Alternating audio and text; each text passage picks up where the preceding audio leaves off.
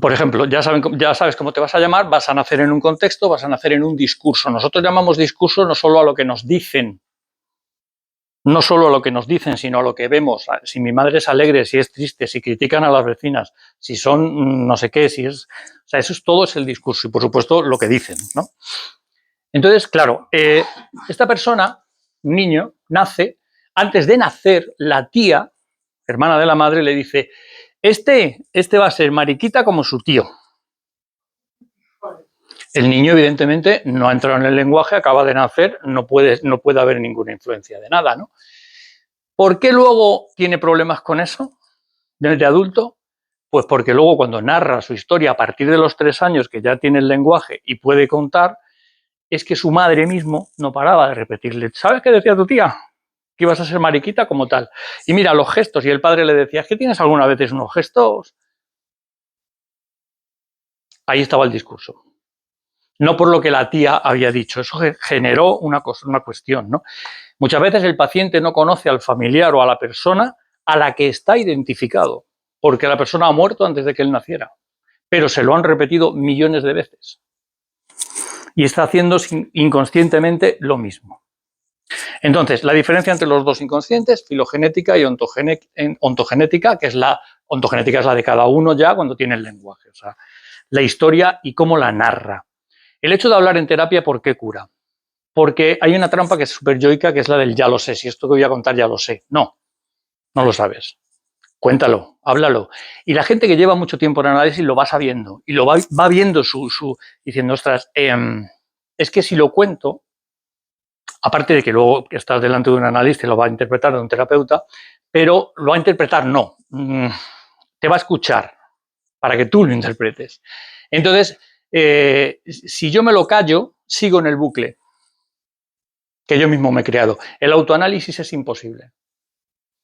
No puedo autoanalizarme solo. ¿Por qué? Pues porque lo he reprimido. Es decir, es como si tuviéramos el jeroglífico en la espalda, cada uno, y es un jeroglífico que no se entiende nada. Pues yo no puedo acceder ahí.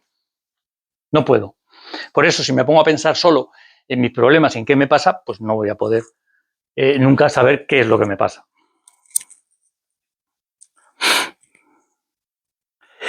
Bien, tenemos en el cuerpo unos bordes pulsionales. ¿Qué es la pulsión? La pulsión es como la interfaz que une cuerpo y aparato psíquico, digamos. Es decir, la emoción tiene que ver con la emoción, con los afectos, ¿no? Como lo del ejemplo de Freud con la mujer esta histérica y la paralización de la pierna. Entonces, la pulsión actúa como la interfaz.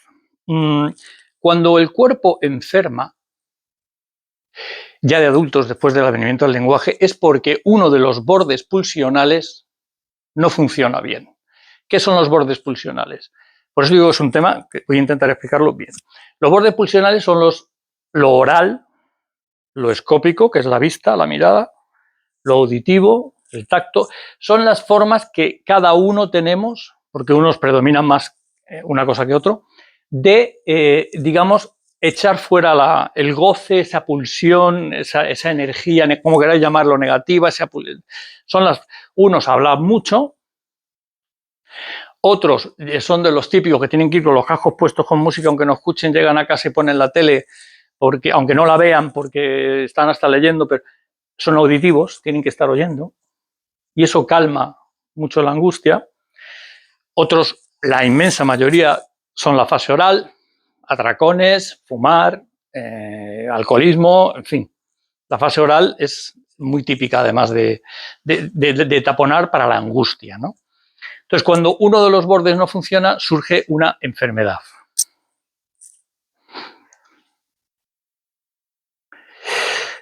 Nosotros decimos que la enfermedad somática se produce por eso, por esa introyección en el cuerpo del goce no hablado, de la pulsión no hablada. Y por eso es por lo que Lacan decía que durante mucho tiempo la gente que está mucho tiempo en terapia pues no tiene enfermedades graves. No estamos hablando de milagros, de que una persona venga con un cáncer terminal y de repente se cure. No, yo no he dicho eso. Yo he dicho que no tienen enfermedades graves cuando está en análisis, ¿no? ¿Cómo no? Tienen que aparecer, como siempre, los sentimientos de culpa. Los sentimientos de culpa están en la base de todo, de cualquier tipo de síntoma que te puedas imaginar, incluidos los somáticos, los físicos. El sentimiento de culpa viene del superyo y exige castigo. Un sentimiento de culpa no se queda ahí por las buenas, sino que viene y te exige castigo. Puede ser, dependiendo de la persona, si tiene un superyo muy rígido, si no lo tiene, un sentimiento de culpa más leve o un sentimiento de culpa mucho más agudo y mucho más cruel, como su superyo, ¿no? Los sentimientos de culpa, cuidado, inconscientes, porque los sentimientos de culpa conscientes son buenos. Si yo te hago algo malo y me digo, perdóname que me he equivocado y te he hecho daño, no sé qué, rectifico, pido perdón y ya no lo hago. Eso es bueno. Ahora, los inconscientes son los malos. Y normalmente es que ni siquiera son reales, digamos, son imaginarios. Que es el gran problema. Es porque yo vengo de un discurso, como he dicho antes, de mi casa, en el que a mí me llamaban charlatán. Y como eso estaba mal visto en mi casa, pues me vuelvo una persona seria y reservada. Y todos los amigos que voy conociendo me dicen que soy muy introvertido. Y cada vez que veo, ahí viene el mecanismo de la proyección, ¿no? Cada vez que veo una persona que habla mucho, digo, qué pesados son los que hablan, ¿eh? Lo que estoy es echando fuera lo mío, ¿no? Hasta que me doy cuenta que es lo que le pasa a todo el mundo en terapia, venga con el problema que viene, que yo no soy el que me habían dicho que era. Y esto es una fase que hay que pasar. Es decir, yo soy, ¿quién soy yo? Y atraviesa esa fase de, ostras, pero ¿cuál es mi deseo? ¿Qué es lo que quiero yo? Fijaos la diferencia fundamental de no apagar la alarma de fuego, sino irte a apagar el incendio. Por eso, como vivimos en el discurso dominante hoy día del capitalismo, es el goza, hay un super yo general, social, que es lo quiero ya, goza ya, lo quiero ya.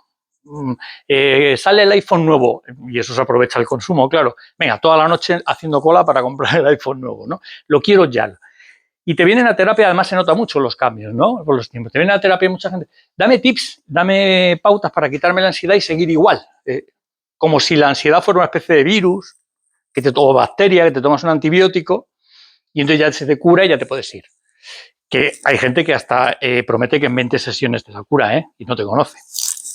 Ha llegado a uno. Entonces, la cuestión es, esto es un trabajo y va en contra, por eso se meten tanto, ¿por qué tanta manía en matar al muerto, al psicoanálisis, ¿no? Igual que la filosofía, que se la quieren cargar, igual que pues está el yoga, está la meditación, no hablo solo de psicoanálisis, están cosas que si tú le preguntas a un yogui de verdad, no de los que te hacen mindfulness en un fin de semana y alcanzas el nirvana por 450 euros, eso va a necesitar, como ellos creen en la reencarnación en la India, va a necesitar vidas para alcanzar eso, ¿no? Entonces, el trabajo personal, el trabajo profundo necesita trabajo, primero, y luego el tiempo de cada uno.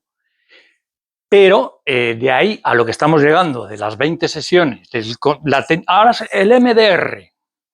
Con el MDR te pongo las lucecitas y tú aquí. Pues muy bien, vamos a imaginar que funciona fenomenal.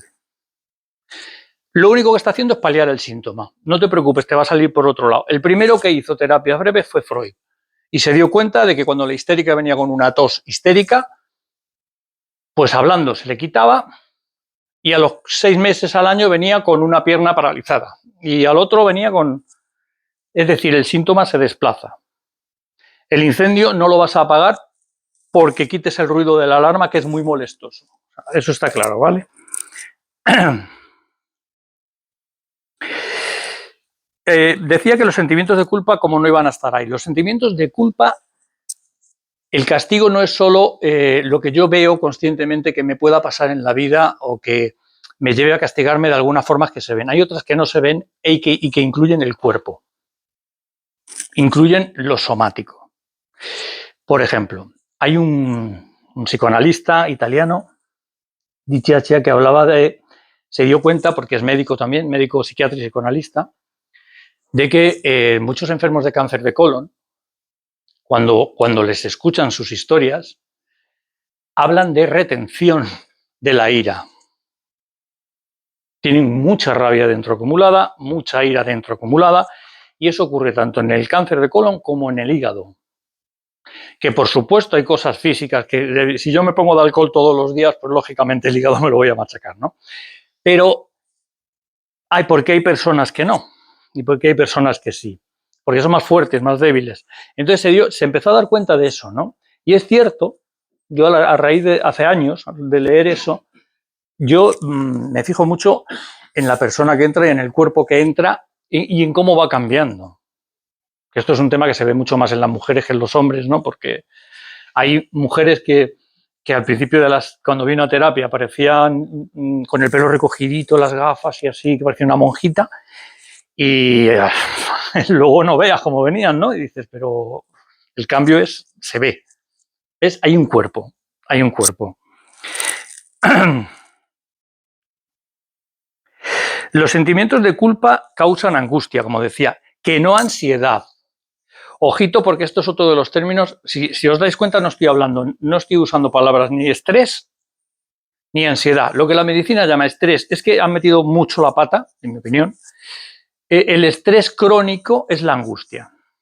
La angustia engloba la ansiedad, engloba la depresión, engloba la sensación en el cuerpo de la angustia que todos hemos sentido alguna vez. Estoy angustiado y lo noto aquí, lo noto en el cuerpo. La angustia disculpa. De la ansiedad. ¿Cómo la angustia de la ansiedad, que la angustia engloba más que la ansiedad. Disculpa. que engloba más. Es decir, la angustia es algo que engloba a toda la persona. La ansiedad no, la ansiedad parece como algo, como he dicho antes, un virus, una bacteria que viene de fuera, que me puedo quitar con ciertas técnicas y que ya me relajo otra vez. Porque no tengo ni idea de por qué ahora me ha dado que cada vez que monto un autobús me da un ataque de pánico, por ejemplo, ¿no? Entonces, ahí está la cuestión de la angustia engloba también, por ejemplo, la ansiedad no engloba una tristeza depresiva. La angustia sí. Parece mentira, porque ahora están utilizando los antidepresivos tanto para la ansiedad como para la depresión. Pero bueno, pero es que, claro, porque no se puede diferenciar tanto. No se puede diferenciar tanto. Es la misma crítica que hace la medicina china a la medicina alopática o la ayurveda, que no, las especializaciones. Es que yo soy especialista, yo me acuerdo que fui con mi madre, que tenía el dedo hinchado. Vamos al traumatólogo y le dice el traumatólogo, no, eso no es mío, eso es, digo, ¿de qué? Del dedólogo. Y se me quedó así mirando, digo, o sea, vamos a ver, no, tendrá que ir al reumatólogo. Digo, bueno, pero primero mírala, por lo menos, ¿no? Bueno, se vio el hombre forzado y tal, pero eso no es mío. Ah, no es tuyo. Es decir, ¿cómo podemos separar intestinos de...?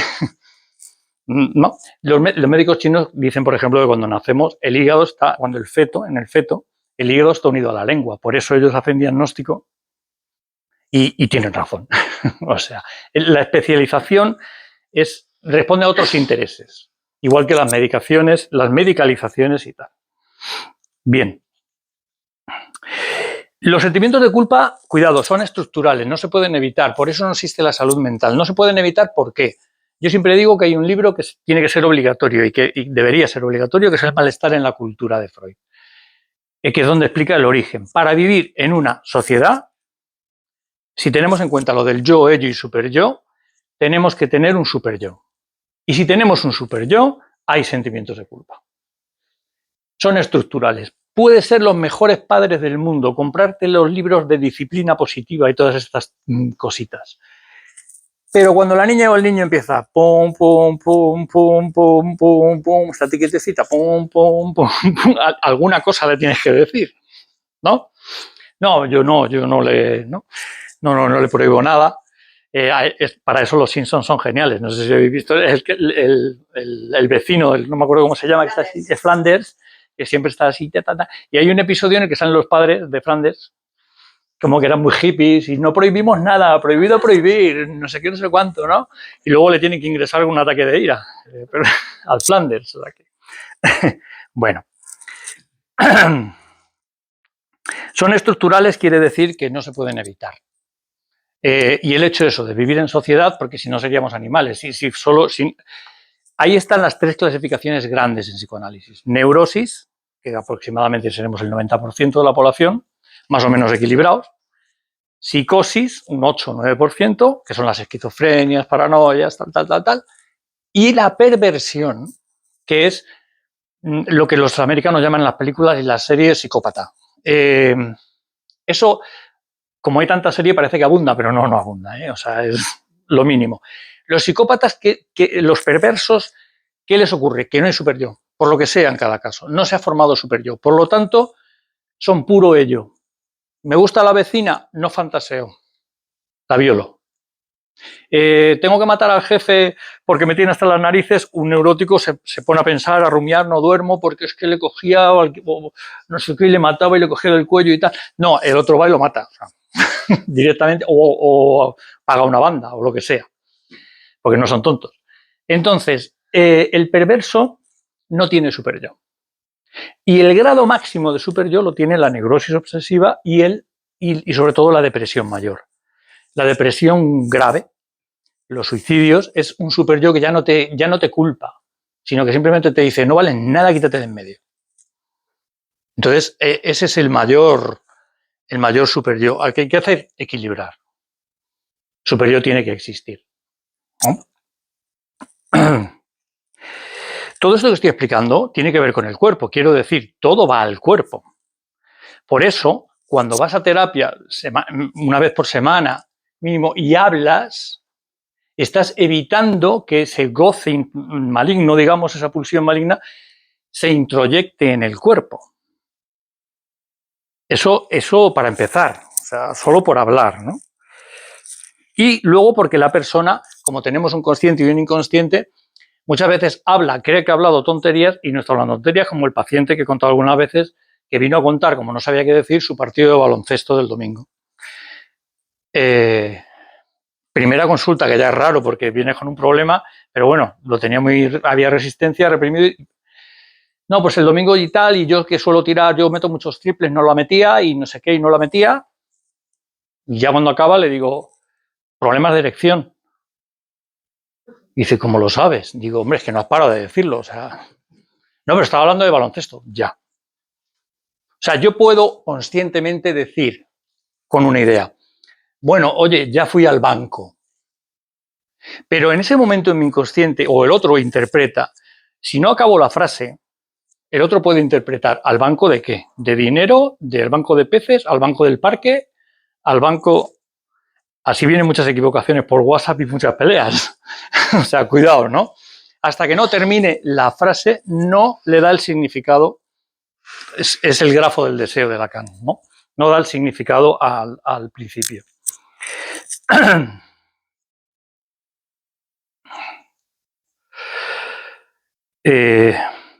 Bueno, aunque los sentimientos de culpa, como digo, sean estructurales, son susceptibles de terapia, ¿sí? Es decir, se pueden analizar, aunque sean inconscientes. Por eso existe la terapia. ¿Por qué? Porque en realidad no son reales, son imaginarios. Prácticamente la inmensa mayoría, hay gente que se comporta en la vida con una penitencia como si hubiera matado a alguien. No se deja disfrutar, no se deja nada y evidentemente no ha matado a nadie. Freud contaba, y lo cuenta, está escrito, que pasaba un domingo por una iglesia católica y estaba todo el mundo haciendo por mi culpa, por mi culpa, por mi grandísima culpa. Y pensó, estos que mañana van a ir a trabajar, mañana lunes, que no han hecho nada, y están ahí torturándose con la culpa de que bueno, ya eso es otro problema, ¿no? Que has nacido con un pecado original, que ya eres un pecador de por vida. Entonces, vives una auténtica penitencia y no te dejas disfrutar. Pero todo es imaginario. Todo. Aunque yo me pueda creer, porque lo que yo creo es lo que vale. Muchas veces dicen, el psicoanálisis sí, pero ¿cómo me voy a acordar de mi infancia? A lo mejor lo he retocado. Digo, claro que has retocado. Con todo el tiempo que han pasado, has retocado los episodios, seguro. Pero ¿por qué los has retocado así? Y no de otra manera. Eso es lo que nos interesa. Es igual que en los sueños. Ya daré una conferencia de los sueños, ¿no? En los sueños es como una obra de teatro en la que yo puedo coger acontecimientos del día. O si tengo frío y estoy destapado, soñar que estoy en el Himalaya. ¿Pero por qué en el Himalaya? ¿Y qué está pasando en el sueño? O sea, da igual. O tengo un dolor de tripa porque la función del sueño es mantenerte dormido, que no te despiertes. Pero montas tu película inconsciente. Y como el super-yo está dormido, por eso son tan válidos.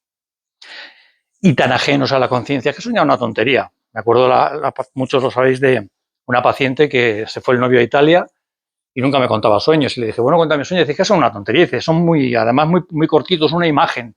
Esta noche, digo, ¿cuál? Dice, pues un vaso de vino. El vino. Digo, ¿cómo? Dice, el vino. Digo, ah, ¿de Italia? ¿Cómo te lo va a mostrar el sueño? Con imágenes, igual que los tomates. Es una transformación del lenguaje a... Por eso la conciencia dice, qué tontería he soñado, un vaso de vino. No, no, no, la palabra. Vuelvo a insistir, la palabra. Lo que nos hace humanos es la palabra. Por ejemplo, ante tu pregunta de antes, ante lo que decías de que lo innato, que nacemos y comemos, acordaos del caso de la niña gallina esta, que los padres perversos pues vivían en el campo, no sé en qué, no era en España. Y a la niña, la recién nacida prácticamente, la dejaron con las gallinas. Y a la niña no la daban de comer. Las gallinas se ocuparon de la niña. A los 13 o 14 años, esa niña era una gallina. O sea, iba desnuda y estaba con las gallinas allí. Y entonces, pues no sé si lo vio alguien, no me acuerdo, un chivatazo o lo que fuera, vino la policía y la llevaron a la chica a un hospital donde la estuvieron haciendo todo tipo. El cerebro estaba perfectamente. Tenía que comer, ¿no? Y tenía que andar, pero andaba como una gallina. Y comía lo que le daban las gallinas y bebía el agua de las gallinas. O sea, esos son casos, o los que se han criado con lobos, o los que es un poco más, ¿no? Pertenecen a la manada. Después son incapaces, sabéis que los lobos, los canes en general, los perros también, tienen que dormir juntos, es decir, se tienen que tocar. Por si hay algún peligro, pues se enteran todos, ¿no? Pues estas personas no pueden evitar eso. Toda su vida tienen que estar pegados a la pareja que tengan o a quien tengan en casa. No pueden dormir solos en una habitación, es imposible. Necesitan manada, no familia, manada.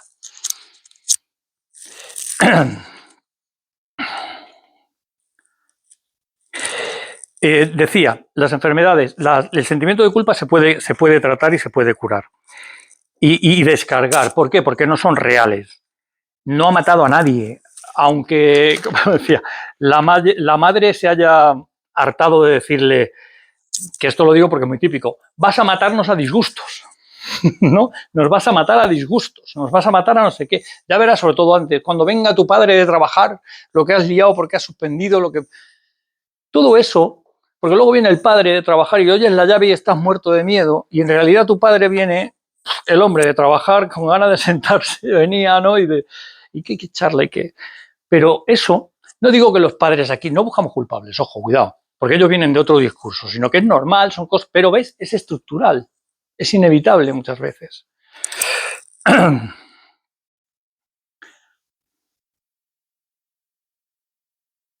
Y lo que decía, Freud decía que la cura del cuerpo, cuando uno está en análisis, él se dio cuenta de que venía por añadidura. Había problemas que se solucionaban del cuerpo, y esa fue la pregunta que Lacan, que era psiquiatra, le hizo introducirse en el psicoanálisis. Es decir, ¿cómo es posible que dos personas hablando, la talking cure, ¿no? Dos personas hablando curen hasta síntomas físicos?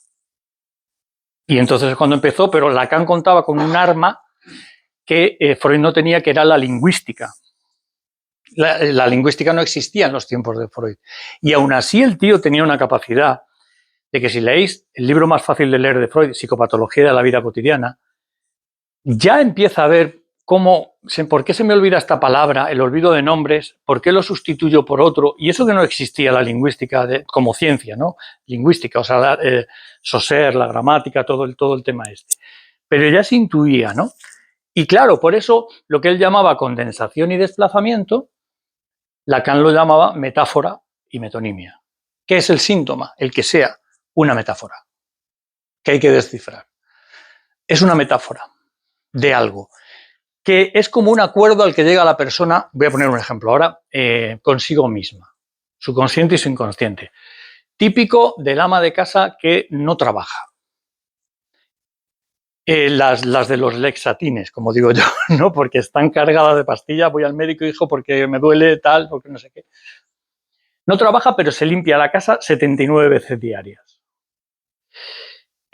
Claro, no es que sea un problema obsesivo, como le diagnosticaron a una paciente mía. Digo, no, esto no tiene nada que ver con la obsesión. Digo, el tema aquí es, ella tiene un significante amo que llamamos en la cabeza, que es que tiene que limpiar. Y lo repetía, y hay que limpiar la casa. Y yo le decía, ¿y qué más?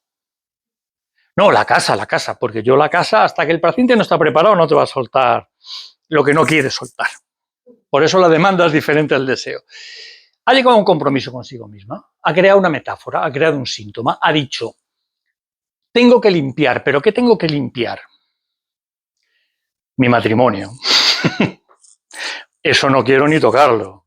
Eso lo reprimo y me pongo a limpiar la casa 79 veces, porque esa mujer es feliz. Obviamente no. Hay mujeres que, y ya si tiene hijos, que dejan de ser mujeres para ser madres y amas de casa. Ya cada vez menos, ¿no? Pero, y eso acaba con la persona. Eso acaba con la persona. Si no trabajas, si por lo menos no conoce a otra gente, si no... Es decir, como hablaba antes de la energía libidinal, que es la energía de la vida, si no la llevamos a un lado, la llevamos a otro. Este es el principio de la termodinámica en física. O sea, la energía ni se crea ni se destruye. Solo se transforma, se desplaza, decimos en psicoanálisis. Si yo no la utilizo para una cosa, la voy a utilizar para otra.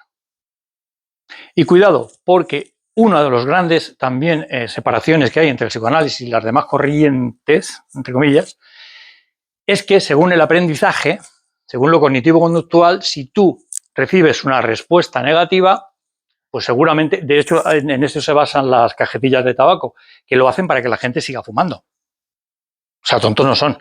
Quiero decir, saben que no funciona. Tú puedes ver un cáncer en la cajetilla de tabaco y, joder, qué asco. Y sigo fumando. Porque se basan, en teoría, en que si hay algo negativo, tú no vas a volver a repetir esa conducta. Vale, tú al niño cuando meta los dedos en el enchufe le dices, ya no los metan más. Ya verás lo que va a hacer.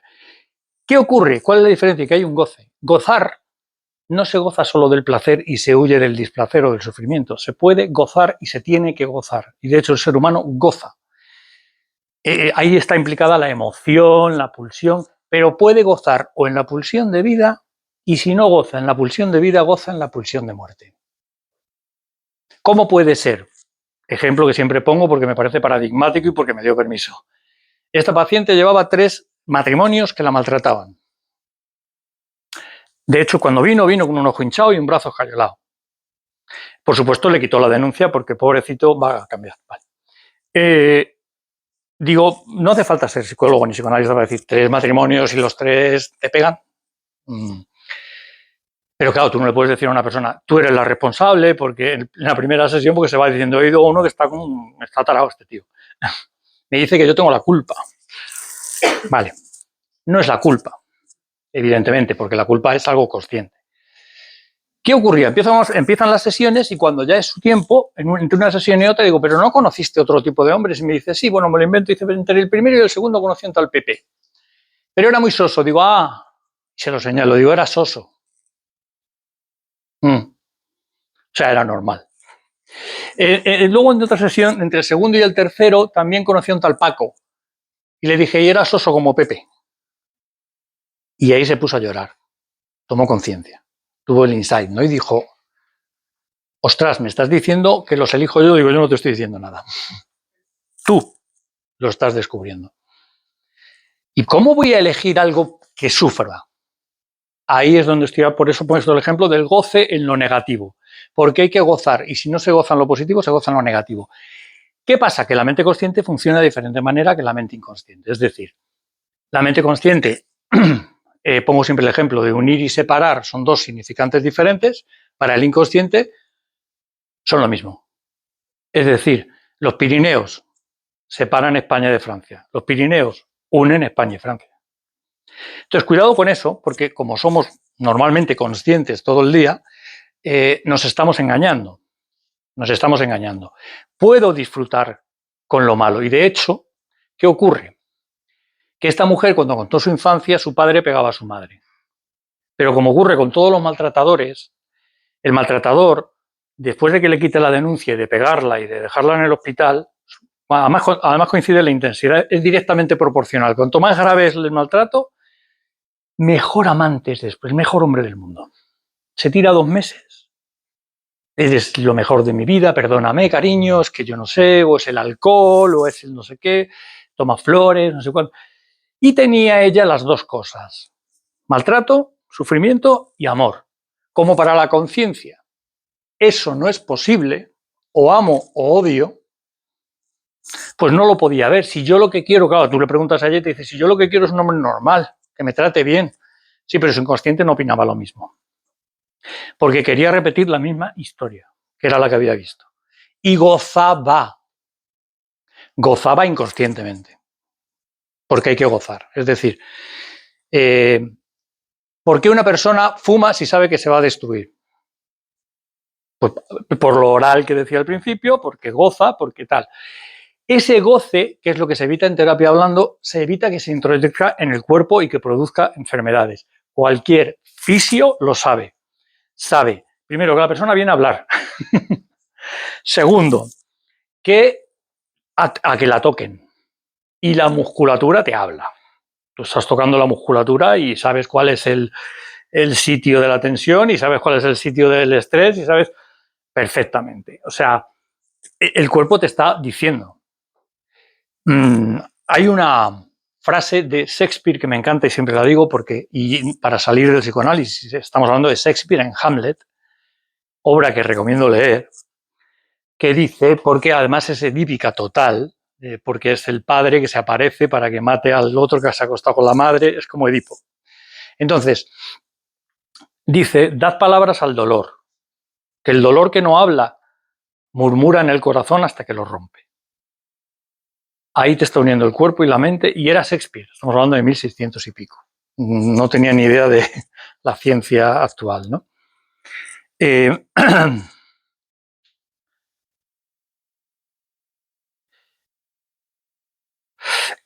Como decía, el paciente solo conveniría hablar. ¿Qué es lo que tiene que hacer? Cuando te pregunta al paciente que se queda al principio como alucina, ¿y qué tengo que hacer hasta la semana que viene? Para que le des pautas o algo. Nada, venir. ¿Cómo que venir? Pero tendré que hacer algo, ¿no?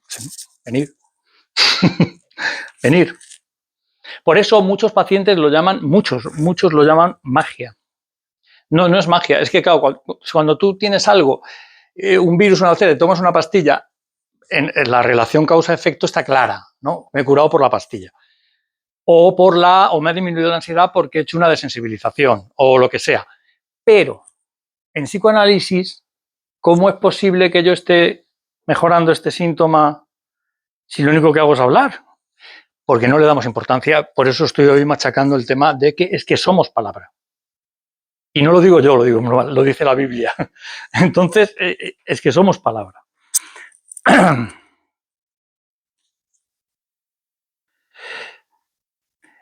Ocurre, el sentimiento de culpa se mete también hasta cuando un paciente viene con una enfermedad grave y la típica pregunta ya genera culpa, ¿no? La típica pregunta que él se hace a sí mismo y la expresa en voz alta. ¿Por qué a mí? ¿Por qué me ocurre esto a mí? ¿Por qué me he tenido que pasar a mí? Ya no hablo de Dios me castiga, ¿no? El universo. Entonces, ¿por qué me pasa esto a mí? Eso genera culpa. Y empieza a revisarse históricamente, a ver si encuentra, y que lo va a encontrar, motivos para poder culparse del tema, ¿no? Para desculpabilizarlo hay que dejarlo que ponga palabras, que hable. ¿Por qué? Porque esto es convertir lo imaginario en simbólico. Este es el funcionamiento, por eso se cura. Os dicho que el sentimiento de culpa es imaginario, los discursos son imaginarios. Tú es que eres un inútil y un torpe y tú vas de mayor diciendo no me sale nada bien el trabajo, no consigo pareja. Hombre, es que te llamaban torpe. Sí, hombre, pero eso pasó. Es que el inconsciente tiene dos características. Una, que no pasa el tiempo, es atemporal, y otra, el automatón, que se repite. Se repite hasta que tú tomes conciencia. Es lo de la piedra, voy a la piedra, siempre. hasta que tomes conciencia. Y mientras lo llamarás mala suerte, el destino, joder, es que yo no nací con estrella, ¿no? Bueno, la vida es que es mala la vida. La vida es malísima. Pues tío, pues yo no sé. Vives en el mismo pueblo que este. Y resulta que este está trabajando en algo incluso peor que tú y es más feliz que tú. No, pero que tiene otra fuerza, otra.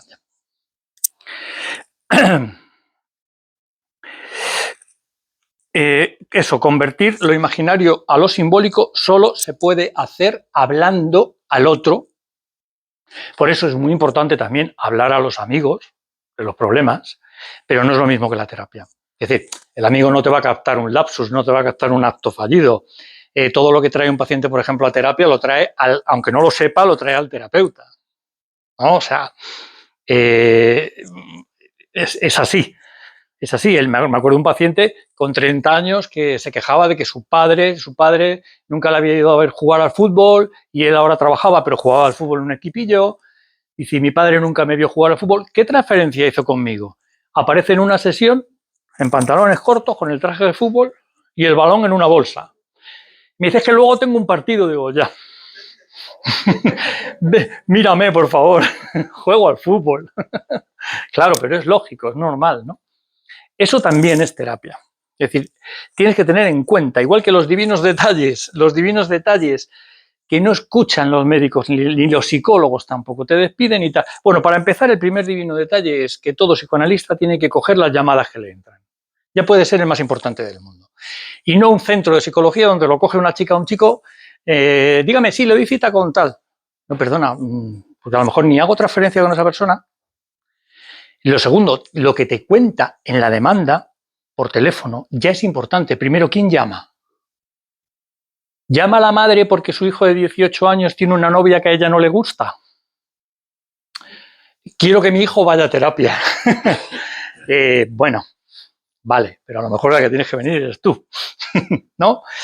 ¿Quién llama? ¿Qué dice?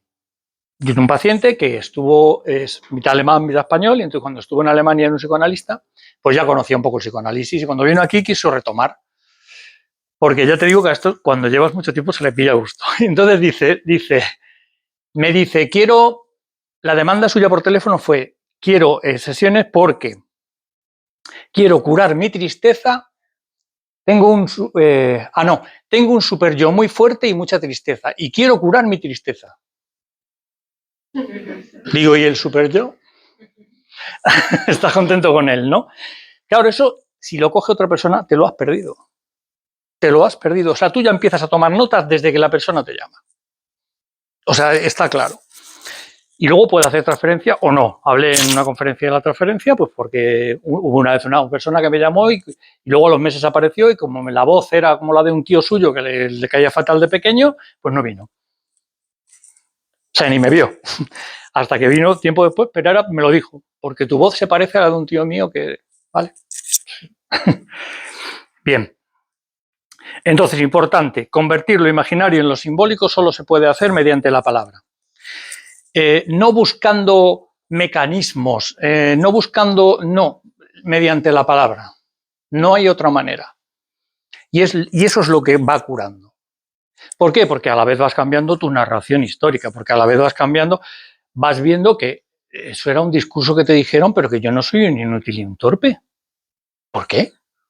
¿Por qué me he creído eso, no? ¿Por qué? Tengo que volver a tal, o sea, la culpa, ¿no? Quitármela, pero si la culpa es imaginaria. ¿A quién hemos matado? O sea, ¿a quién hemos matado? En esta cultura nuestra nos tocó pues la religión católica, que a mí me da igual la religión, porque toda es tela. Pero es que ya éramos pecadores antes de nacer, porque cuando nacías con el pecado original, pues ¿qué le vas a hacer ya? Si no he hecho nada y ya soy un pecador. Entonces, claro, eso parece que no, pero pesa. Ahora mismo ha pasado mucho tiempo, ¿vale? No tiene tanto peso la Iglesia, por ejemplo, pero lo tiene, aunque no nos demos cuenta y hayamos cambiado los nombres. Por ejemplo, fantasías sexuales y fantasías agresivas, que son la válvula de escape normal del neurótico. Lacan decía, el neurótico tiene fantasías sexuales y agresivas precisamente para no pasar a la acción. Pues con el jefe, con la vecina, como decía antes. Y pero el perverso no tiene fantasías, pasa a la acción. Bueno, pues las fantasías las seguimos viendo no como pecado, pero recordad que se podía pecar de pensamiento. Por lo tanto, está como mal. El superior nos sigue diciendo, está mal fantasear de esa manera, ¿no? Está como mal. Aquí puede estar mal, el sexo está mal. No sé, dile a Leyo que cuando éramos neandertales y te atacaba un mamut, un oso, pues pelear con él o huir estaba mal. O sea, no sé.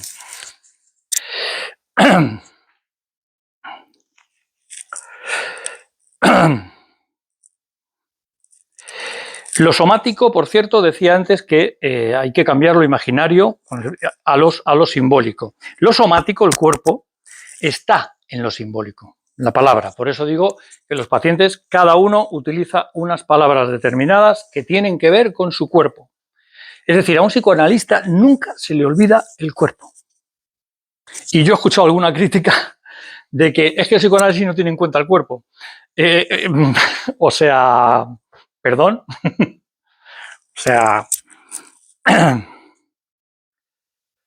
lo somático está en lo simbólico, la palabra, pero lo que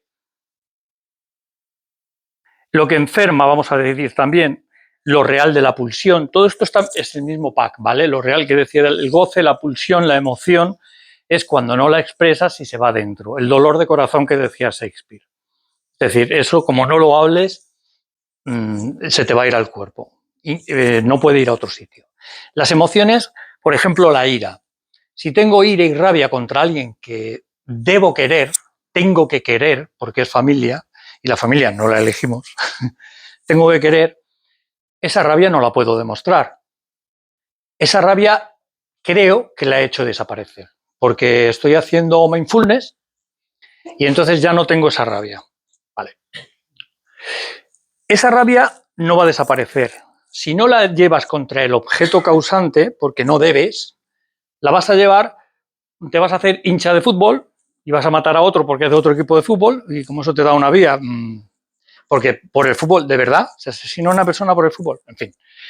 Entonces, o la vas a introyectar a ti. Ahí estoy hablando y es donde puede empezar la enfermedad somática. Y es donde y psicológica, es decir, la culpa, el torpedeo, el hacer de tu vida una penitencia, el no puedo, el yo no soy capaz, los demás son todos felices menos yo, que soy una anomalía gravitacional en el universo y yo no puedo, pero los demás sí. Y es lo típico, como le decían a Lacan, hasta médicos, ¿no? Decían, cuando uno decía, pero es que ves a la gente feliz por la calle, yo vivo en un pueblo, en Mejorada, y los pacientes no saben que yo conozco a uno, conozco a otro y me dicen alguna vez, joder, pues yo no sé si conoces a tal, pero es el tío más o la tía más feliz del mundo. Digo, ya. No digo nada, ¿no? Incluso políticos. Pero ahí está la cuestión de la idea que tenemos de incompletud nosotros y los demás son completos. No es verdad. Todo esto es imaginario. Y esto vale que se entienda al decirlo. Por supuesto, esto no es una terapia, es una conferencia, ¿no? Pero hay en terapia que trabajarlo. Es imaginario. Yo me he creído. ¿Cuál es el fin de un psicoanálisis? Algo que los coaches no tragan. Y es que no, lo siento, hasta que no sea un ser de luz, no existe la autorrealización. No puedo ser perfecto. Lo siento. Por eso no existe la salud mental. Tengo que aceptar mi falta. Pero esto no es una resignación, es una aceptación que es diferente. Siempre pongo el ejemplo del avión, ¿no? De si el hombre quiere volar como los pájaros y ve que no tiene alas, pues el que se resigna dice, no tengo alas, que por culo no puedo volar, me quedo aquí llorando como un tonto. Pero el que lo acepta dice, vale, acepto que no tengo alas. ¿Qué puedo hacer a partir de ahora? Inventa el avión. A eso me refiero. Entonces, saber que tenemos falta, paradójicamente te quita la ansiedad y la depresión. Cuando de verdad caes en la cuenta. Que ese es el fin de un análisis, de hecho. Cuando aceptas de verdad la falta. Falta que no ha inventado el psicoanálisis, que la mitología nos habla. La mitología griega, por ejemplo, todos los héroes, Aquiles, no era el guerrero perfecto, pero tenía que tener un defecto, el talón, la falta. ¿Por qué? Porque el que hizo el personaje de Superman en el cómic, pues en el cómic se basó en Aquiles. Si Superman no tuviera la falta de la kriptonita, qué gracia tiene el cuento. O sea, ¿no? Entonces, la falta existe. Si yo voy a dar una conferencia y empiezo con los ISIS, ¿y si me quedo en blanco? ¿Y si no sé, me mareo? ¿Y si pues, ¿qué está pasando en el fondo? Que no estás aceptando la falta. Ojo, a todo el mundo le preguntas conscientemente que la perfección no existe y te dicen, no, no, claro que no. Inconscientemente nos lo exigimos. Sin embargo, si tú aceptas esa falta, sales aquí y dices, voy a hablar. Y habrá gente que le guste, habrá gente que no, y todos tienen derecho a hablar si quieren, pero a mí yo no empiezo con los ISIS. Hace mucho tiempo ya que no hay ISIS. Porque, ¿y si mañana, pues si mañana viene, como digo siempre, un ovni te abduce? Yo qué sé, pues bien, ¿a que no contabas con eso? Anda, mira, y mira que le di vueltas y no dormí, ¿eh? Pues no contaba con esa posibilidad. Bueno.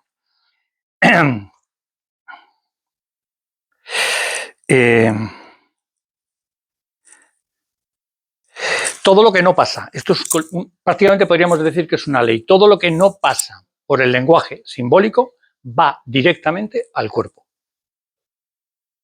Todo. Por eso, lo peor es callar. Lo peor, que es lo que más se suele hacer, sobre todo los temas importantes. Lo peor es callar. Eso no va a quedar, como decía antes, con la ira ahí atrás y tal, reprimido, o ha desaparecido. No, queda reprimido, que es otra cosa. Una cosa es el olvido, otra cosa es la represión. El olvido es porque no podemos tener todo en la mente a la vez. La hoja que ha caído, el no sé qué. Y entonces olvidas, pero puedo recuperarlo fácil, más fácil. Ahora, la represión, no, eso es como una prisión. Cuando Freud descubrió lo del inconsciente, empezaron las grandes novelas en literatura de, por ejemplo, el retrato de Dorian Gray, Dr. Jekyll y Mr. Hyde. Cuanto más perfecto y superyoico era el Dr. Jekyll de día, en aquella época victoriana, peor era Mr. Hyde de noche. Estamos hablando de todo el rato de lo mismo, del goce, de la falta, de todo el rato de eso, ¿no? ¿Qué pasa? Que vivimos en una sociedad que el discurso dominante, insisto, es el goza ya y la perfección. Parece que si no tienes el BMW o el pelapipas automático totalmente necesario, pues no eres feliz. No sé, puedo pasar sin un pelapipas, o sea, serio, y sin un BMW también. Esa es otra, por eso se mete mucho con el psicoanálisis, porque primero, la industria farmacéutica lo odia. El 81% estadísticas del Colegio de Psicólogos del año pasado. El 81% aquí en España de los que fueron a psicólogos cognitivo-conductuales acabaron en lo que se llama trabajo multidisciplinar. Es decir, acabaron medicados en el psiquiatra. Por eso, un apoyo constante a ese tipo de brazo armado del capitalismo, digamos, ¿no? Sin embargo, en psicoanálisis te hace menos consumista. Claro, la medicación, cuidado, no digo que siempre lo digo, la medicación no es, yo no estoy en contra de la medicación, estaría loco, la medicación es necesaria muchas veces, evidentemente es un avance, pero sí de la medicalización, de pretender, como pretenden, que hasta los niños, y vaya todo el mundo con la bolsa de por vida, porque además es que desde el antibiótico, que ya van 100 años prácticamente, no hay una medicina que cure nada. El antibiótico te mata las bacterias y te ha curado. Ninguna. Colesterol, diabetes, depresión, ansiedad, hipertensión, todas son para que la tomes de por vida. O sea, te van paliando los síntomas, pero de por vida. Es un mercado, tristemente. Y si no, que se lo digan a África, que todavía siguen esperando que le manden, porque hay muchísimo SIDA, aunque nos olvidemos, siguen esperando que le manden los medicamentos genéricos y las farmacéuticas se niegan. Novartis y compañía tienen que pagar los caros, los suyos. Y la gente muere. Entonces, esto lo evita.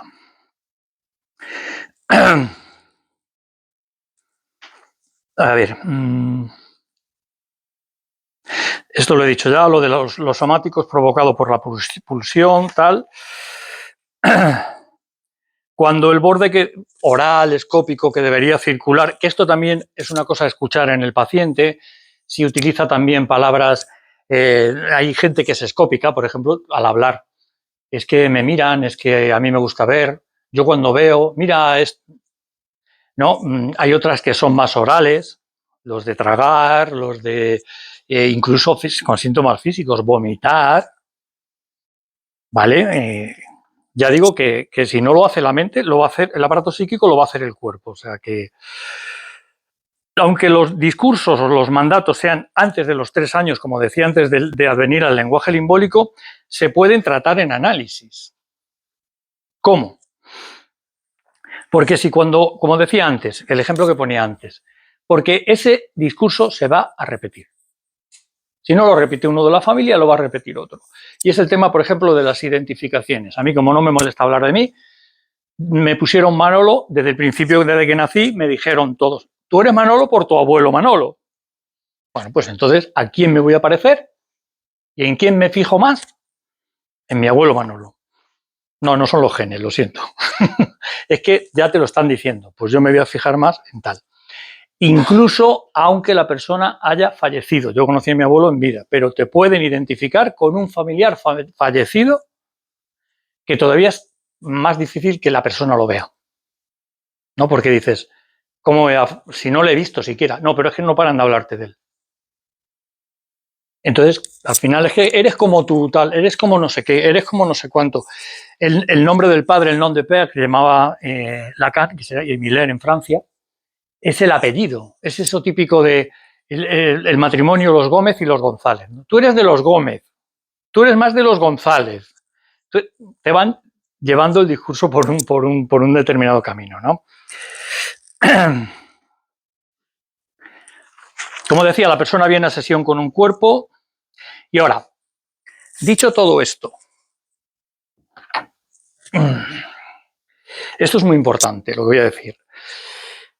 Todas las marcas, ya sean antes de los 3 años somáticas o psicológicas después, implican predisposición. Es decir, no hay determinismo psicológico. Porque yo haya tenido este discurso y mi padre hayan sido Bonnie and Clyde, yo no tengo por qué ser un ladrón. De padre alcohólico y madre, como digo siempre, prostituta, nació Beethoven. No hay determinismo psicológico. ¿Qué es lo que ocurre? Pues ocurre lo siguiente, lo voy a intentar pintar aquí, ¿de acuerdo? Es lo que Freud llamó las series complementarias. Olvidado del nombraco, simplemente es muy fácil. ¿Por qué ocurre esto? Porque luego todo lo posterior de su historia, lo que va a ir viviendo la persona, puede desviar eso que ha recibido positiva o negativamente. En muchos casos. ¿Y de esto de qué va a depender? De lo que ocurra actualmente. Me pongo en un ejemplo. Las series complementarias. Hay acontecimientos infantiles. Vamos a poner un episodio infantil. Uno. Hay otro episodio infantil en la vida de un sujeto, ¿vale? 2. Que pueden ser traumáticos o que para él pueden ser traumáticos, que luego no tienen por qué, depende del sujeto. O sea, hay muchos episodios que todos vivimos así. Vale. Esto se queda en la infancia, pero el inconsciente no tiene tiempo. ¿Qué ocurre aquí? Lo que ocurre es, ¿por qué se va a desviar positivo o negativamente? Porque si hay un acontecimiento actual de ahora, en la vida adulta de la persona, a la edad que le pille, que sea parecido a este, por ejemplo, lo que vamos a llamar un estímulo desencadenante, ¿vale? Un episodio actual, esto va a surgir otra vez como síntoma. Pero esto no. Este a lo mejor era peor. Pero como no ha ocurrido nada actualmente ni hay estímulo desencadenante, la persona no lo sufre. Hay que dejarlo. Por eso digo que se puede desviar positiva o negativamente. Me explico. Eso es lo que precipita el síntoma. Pero ya estaba la predisposición, no el determinismo. Cuidado. En predisposición es decir, que nos ocurren cosas. Pero eso no te determina. Te determina si ocurre el estímulo desencadenante. Si no, no. Por eso si soy hijo de Bonnie and Clyde, pues a lo mejor no salgo ladrón, pues porque no se ha dado la circunstancia. Es decir, bueno.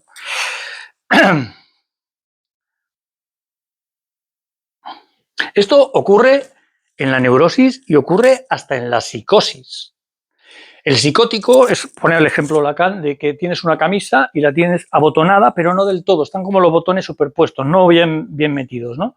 Si en tu vida no ocurre nada que te desestabilice, porque es el no todo, no es que o estés neurótico o estés psicótico, siempre hay grados, pues puedes anudar ese nudo neurótico y puedes vivir una vida más o menos normal. Ahora, como ocurran 2 o 3 acontecimientos o uno que te desestabilice mucho, brota ahí. Surge el brote psicótico. Y es cuando hay que internar y surge la esquizofrenia. Por cierto, los límites están, para que veáis que no hay tales límites, se puede, un neurótico puede tener un brote psicótico. Yo lo he visto. Y puede estar ingresado con un delirio durante 2 semanas en un psiquiátrico. Y cuando salga, volver a ser normal. Cuando se le han juntado 7 cosas que le han, yo qué sé, se ha muerto tal y le han echado del trabajo, lo que sea, ¿no? Que para esa persona sea importante. Aquí estamos hablando de un sujeto, episodios infantiles, varios. Hay un episodio desencadenante que toca con esto, y ahora voy a poner un ejemplo, pues eso es lo que va a hacer síntoma. Actualmente. Por eso hay que ir a este episodio y al discurso. No vale con, venga, a ver qué podemos hacer con esto. Saltamos la piedra, la damos la vuelta, te desensibiliza un poco. No vale, no vale. Por ejemplo, haber sido abandonado de pequeño. Por la madre, por ejemplo. Haber sido abandonado. Además de malamente, digamos. O sea, no por un accidente, no, malamente. Haber sido abandonado y que encima luego, ya sabéis, como he dicho antes, que te lo repiten. Ya se va a encargar la familia de repetírtelo por tu bien. Entonces, haber sido abandonado. Por ejemplo, el episodio este era haber sido abandonado. ¿Qué ocurre? Que actualmente está con una pareja que lleva 5 años. Y la pareja le dice, adiós, que no te quiero ni volver a ver. Inmediatamente asociación inconsciente con esto. O entra en una depresión o se suicida. Por eso no todo el mundo responde a los mismos estímulos. Es decir, a otro le abandonan, por ejemplo, como yo tengo puesto aquí, ¿no? Este mismo estímulo desencadenante es el abandono de la pareja, aunque no lleve 5 sino 10 años, a los 2 meses tiene otra pareja. Y no pasa nada. ¿Por qué? Porque no ha tenido esto. No ha habido abandono. No sé si comprendéis un poco el tema. No ha habido abandono, por lo tanto, el estímulo desencadenante le va a dar igual. No es, fijaos bien, lo que estoy diciendo implica muchas cosas. No es lo preocupante, intenso, problemático del estímulo que ha ocurrido actualmente. No es eso. Es por qué se lo toma esa persona en concreto así y otra lo mismo no. Recuerdo mucho el atentado que hubo de ETA en los 90 en el puente de Vallecas, que por la televisión salió una imagen clarísima de esto. Había 2 personas, estaba todo derrumbado, muertos, pues imaginaros, ¿no? Y había 2 personas, uno delante de las cámaras de televisión, llorando en el suelo, hijos de puta, y otro ayudando. Entonces, ¿de qué dependen esas cosas? Vete a saber lo que ha tocado a cada uno, ¿no? Es decir, este es el desencadenante. El estímulo desencadenante es el que va a provocar, si hay un estímulo infantil, como el abandono, el que tú, para ti el abandono sea algo muy trágico. Que la otra persona se quede diciendo, bueno, hijo, que no te va a pasar nada, tú tranquilo, que no, sí, sí. Y si soy una persona muy demandante y por ejemplo, y necesito mucho cariño y tú no me lo das, hay muchos factores, ¿no? Pero ocurre esto básicamente como fórmula. Dependiendo de si en las series complementarias infantiles pues ha habido en el ejemplo un abandono o no.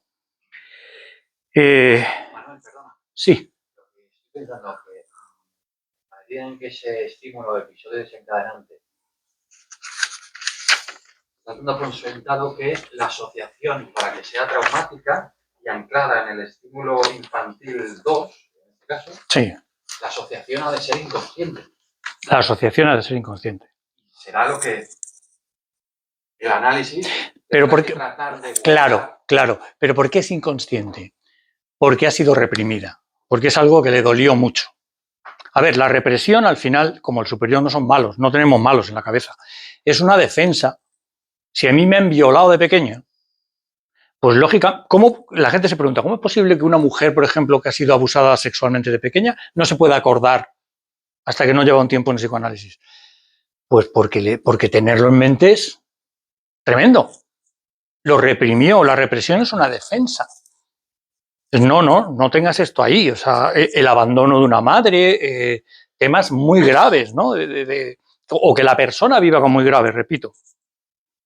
Entonces, por eso no hay determinismo psicológico.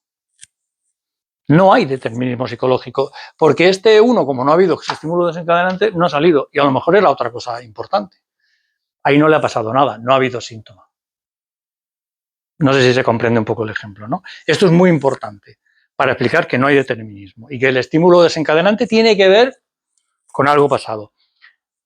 Otro ejemplo que voy a poner para ya ir concluyendo, una paciente que tuve que había sufrido una violación, pero ya de adulta, y la tuvo a los 20 y pocos años, y a los más de 10 años, 30 y pico años, casi 40, le vienen ataques de ansiedad cuando monta en ascensor o le produce mucho asco su compañero de trabajo de al lado,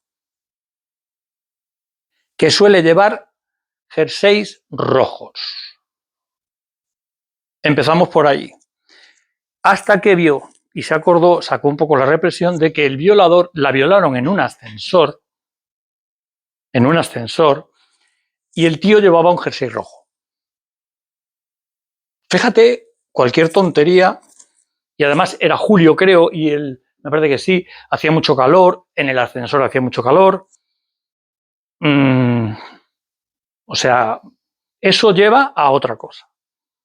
Aquí, como le pasó de adulta, no es un episodio infantil. Y es, vamos a decir, inconsciente, pero lo sabe. Si es semiconsciente, vamos a decir, ¿no? Ha ocultado muchos datos, ha reprimido muchos datos, como eso además la mente te engaña, la mente consciente, porque ya ha pasado mucho tiempo, y para la mente consciente pasa el tiempo, para el inconsciente no. Entonces, como ya ha pasado mucho tiempo, agua pasada no mueve molino, eso ya no tiene nada que... Busca otras causas, porque ella ya se curó de eso, ya estuvo en el psiquiatra y en el psicólogo, de la violación, ¿vale? Pero esto ha ocurrido y le vuelve a provocar los síntomas, ¿vale? Y a veces ocurre, en los casos más difíciles, ocurre que ese caso, eso, porque aquí lo he puesto un poco simplificado, ocurre que por ejemplo, esta mujer violada, sí, saca todo el tema de la violación, por eso mejoró, por no sé qué, no sé cuánto, pero resulta que en su infancia pasó algo. Y eso sí que estaba oculto. Por eso el síntoma se desplaza y no se va. Por ejemplo. Y entonces, y luego ya entra en cuestión lo del goce que he dicho, el alivio, si no gozo por un lado voy a gozar por otro y me voy a dedicar a sufrir porque hay que llevar una cruz, porque solo sufriendo se llega al reino de los cielos, como todo el mundo sabe. Entonces, ahí estamos, ¿no? Esa es la cuestión. Hay una frase de François Dolto, de una psicoanalista infantil de niños, que lo resumía bastante bien, ¿no? La frase era, si la boca no habla, el cuerpo lo acaba gritando. Y eso es lo que más se nota y se une. Por eso Lacan, en el año 57, él era médico, era psiquiatra y era psicoanalista, y cuando dio en la Salpêtrière, en la Facultad de Medicina, lleno de médicos, una conferencia diciendo que todos los médicos deberían analizarse y utilizar el psicoanálisis. Eso lo que ocurrió es que Lacan no fue jamás invitado ya a la facultad y incluso le echaron de la IPA, ¿no? Pero es que no se nos puede olvidar, y a la medicina no se le puede olvidar, que no es la imagen, que está bien la resonancia, pero que no somos una máquina, que no somos un coche que lo dejas en el taller. Y que incluso, fíjate, si me pongo a profundizar, te digo, tú coges a un mecánico que lleve años y te dice, ¿tú cómo pisas el embrague? Porque este embrague se ha roto, pero por la manía de... Ah, o sea, hasta una máquina, más una persona. Ah, venga, ya, tú, espera, que estoy escribiendo. Uy, te veo algo aquí, una prueba. Vale. Y va de un lado a otro, y va de un lado a otro, de un lado a otro. ¿Me quieren escuchar? ¿Me quieren escuchar? Por favor. Así que nada más. Si tenéis preguntas, por favor, hacedlas ahora que... ¿De qué depende lo que has comentado antes de los botones de la camisa? Los neuróticos ante situaciones muy estresantes. Lo de los botones lo puse para los psicóticos. Sí, pero has dicho luego sí. Que un neurótico también en un momento dado puede brotar. Sí. ¿De qué depende que los neuróticos ante situaciones estresantes uno brote y otro no? Pues por ejemplo, de esto, ¿no? De esto. Si en vez de uno, imagínate que tuvo abandono de la madre, le deja la pareja, me lo estoy inventando, le deja la pareja. A la vez, el mejor amigo le dice que tienes tú la culpa y te dejo de hablar. La echan del trabajo. Y encima va en el 11M en un tren y se salva y ve cómo los demás mueren. Yo qué sé, te pongo ese ejemplo, ¿no? Pues evidentemente, como para no brotar, ¿no? O sea, claro, ese es el tema. Es que cuidado, el neurótico tenemos, la mayoría tenemos el fantasma. El fantasma, vamos a decir que es la película con la que vemos el mundo, ¿no? Nuestra interpretación del mundo, que es también imaginaria, que es como cada uno creemos que vemos y tal. Y el psicótico tiene el delirio. El delirio es también como el fantasma, solo que el fantasma es atravesable y se le puede discutir al paciente, pero el delirio no.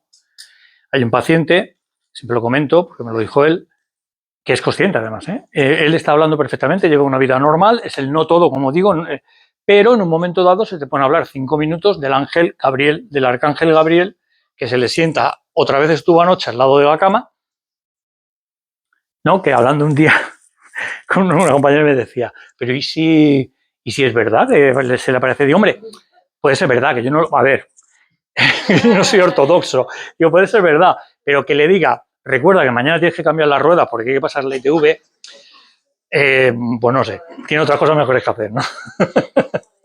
Entonces, pero es una persona que pasa en esos 5 minutos, termina el delirio y te sigue hablando de su día a día perfectamente normal. Hay grados. Hay grados. Ese, dentro de lo que es la psicosis, es fácil. Porque no tiene más que un núcleo neurótico, tiene un núcleo psicótico. Lo demás es neurosis. ¿Vale? Entonces, bueno, pues eso se puede aislar. Él sabe que en la oficina no puede ir hablando de esto.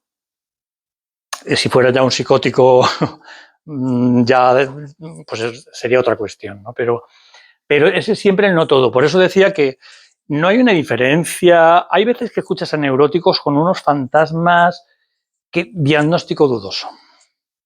Diagnóstico dudoso. No, porque todo el mundo, una persona muy normal que viene porque va a trabajar a tal sitio y nadie la habla. Mis amigas no me escriben. Pero es que he cambiado de sitio, Manuel, y me siguen igual. Y te da sus razones. Y no me... No puede ser. Por lógica pura, no puede ser. Intentas ver qué hace ella. No. Nada, yo me hablo como hablo contigo. No tiene un discurso delirante, no tiene un discurso raro, ¿no? Yo qué sé. No, y sin embargo, ahí hay algo de la psicosis. Hay una mezcla entre fantasma y delirio. El delirio es intocable. Este paciente, cuando habla de eso, no se le discute. Si se le aparece el arcángel San Gabriel, se le aparece el arcángel San Gabriel. No porque provocas un brote. En el delirio no se toca. Ahora es muy típico, antiguamente van cambiando con el tiempo, ¿no? Los exorcismos, quiero decir, la gente que tenía Satanás dentro, cosas de estas. Ahora ya no es Satanás, ahora son chips que le ha abducido un ovni, le han puesto un chip en la cabeza y está controlado a través de pues, cosas más modernas, ¿no? O las redes sociales, bueno, las redes sociales me manejan, hablan de mí. El paranoide, por ejemplo, ¿no? Todo es referente a él. ¿No? O un erotomaníaco en que todo el mundo está enamorado de mí. Todas las mujeres me aman. Pues eso no se toca. Porque, ¿qué le vas a decir? Eso no es posible, compréndelo. Pero vamos a ver, es la diferencia que siempre digo yo con el famoso chiste antiguo de Napoleón, ¿no? Me creo Napoleón. El neurótico es esa persona que viene a consulta porque no se puede sacar de la cabeza, por ejemplo, lo obsesivo que es Napoleón. Pero él sabe perfectamente que no es Napoleón. Lo que pasa es que no sé, no me lo puedo sacar de la cabeza, ¿no? El psicótico no viene a consulta. ¿Por qué? Porque es Napoleón. Entonces los demás estéis equivocados. Es la gran diferencia. El delirio es la verdad absoluta. Que desde fuera puede parecer, pues eso, lo más delirante del mundo, ¿no? Valga la redundancia. Pero delirios que... O sea, pues ha habido casos. ¿Por qué empezó Lacan en el psicoanálisis? Por el caso Amy, el caso de una actriz de la época que era muy admirada y una paciente que tuvo él la intentó asesinar. Se fue a por ella y la intentó asesinar y era una psicótica y empezó a hablar con ella y ver de dónde le venía todo este tema, ¿no? Porque no era del todo psicótica, sin embargo intentó asesinar a la actriz, porque ella era, todos los hombres estaban enamorados, por ejemplo, de ella. Y no podía aguantar que esta actriz se llevara ¿no? O sea, la estructura histérica en todo su apogeo. Así que nada más, pregunta si...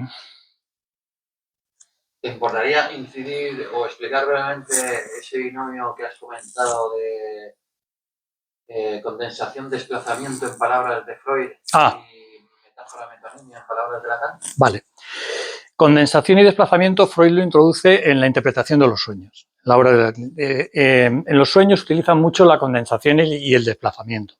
Es decir, cuando por ejemplo hay en un sueño hay dos personas, de repente ves una persona que conoces o que has visto y se transforma de repente en otra, que eso ocurre mucho en los sueños, o un sitio y de repente se transforma en otro, es porque esos dos sitios para ti tienen, o esas dos personas para ti tienen algo en común importante.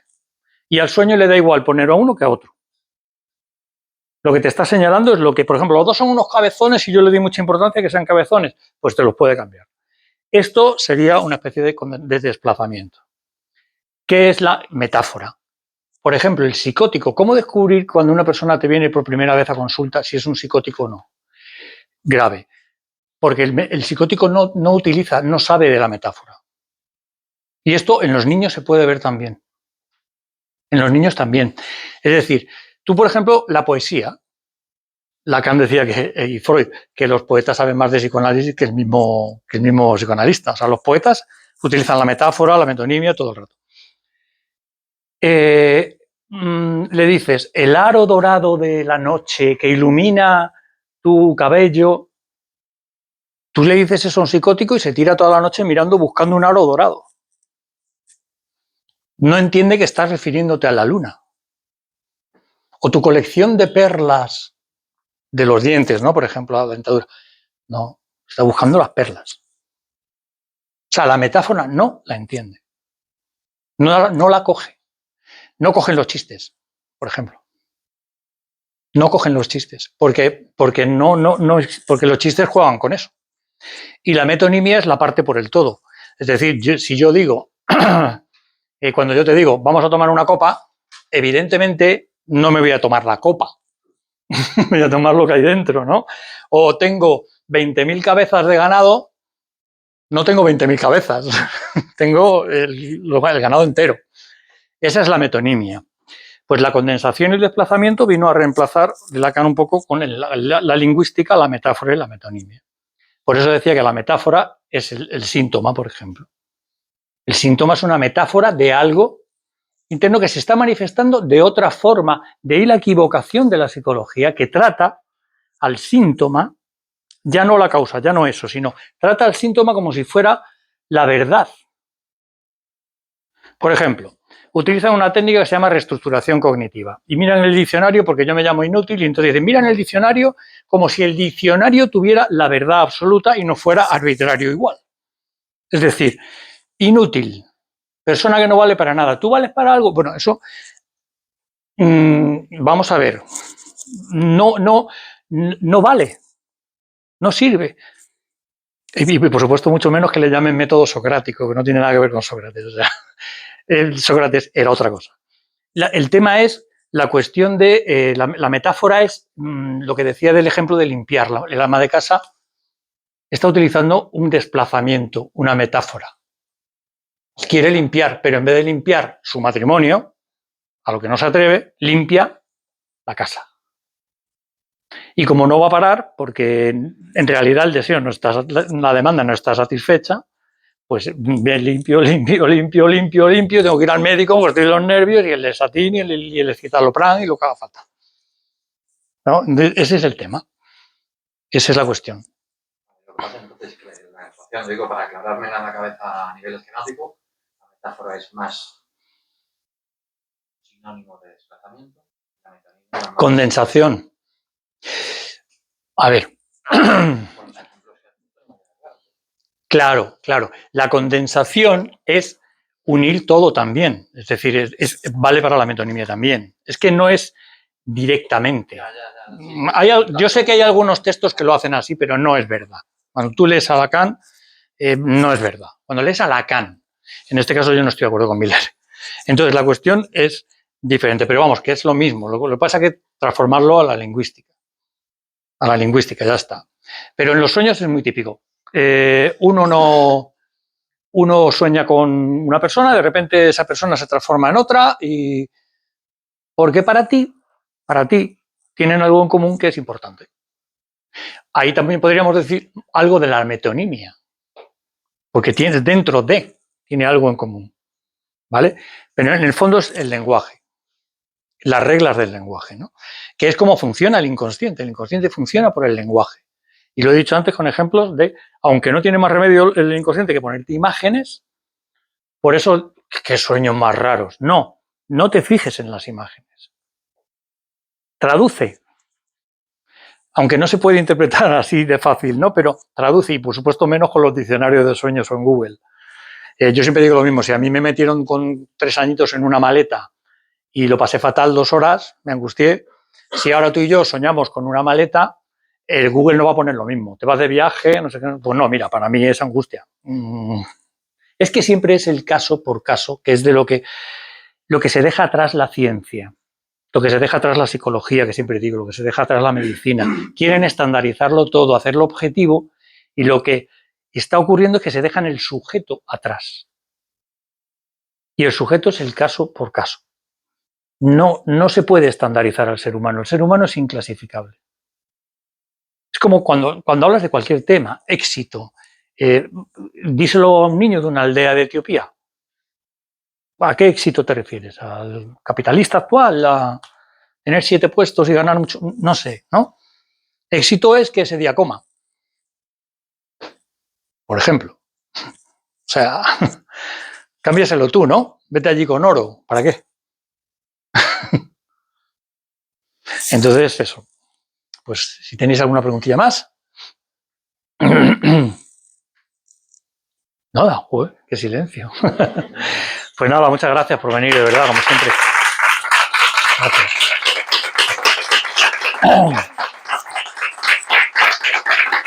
Por venir y aguantarme aquí la charla. Bueno.